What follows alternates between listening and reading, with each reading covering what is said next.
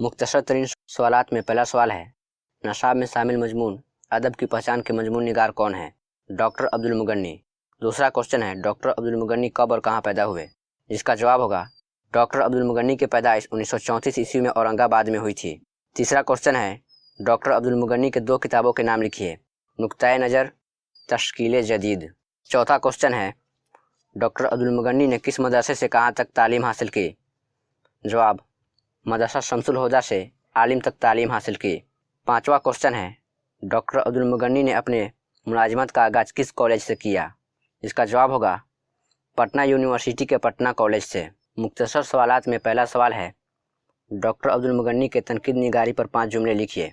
Doctor Abdul मुगन्नी Bihar के दानिश्वरों और तनकीद निगारों में मुमताज़ है। अद हाजिर में शेर अदब व मखसूसी तनकीद असूल को मकबूल बनाने में डॉक्टर अब्दुल मुगन्नी की खिदमात को फरामोश नहीं किया जा सकता।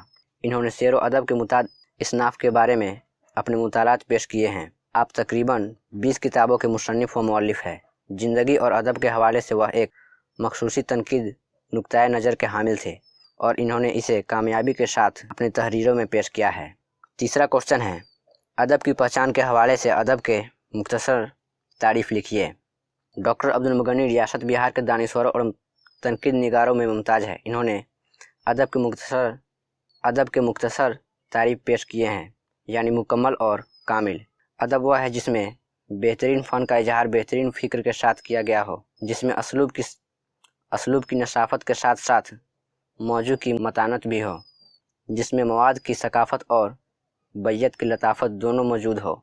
अदब के 2 अज्जाए तरकीबी हैं, एक फ़िक्र दूसरे फ़न और एक मुकम्मल अदबी तख्लीक।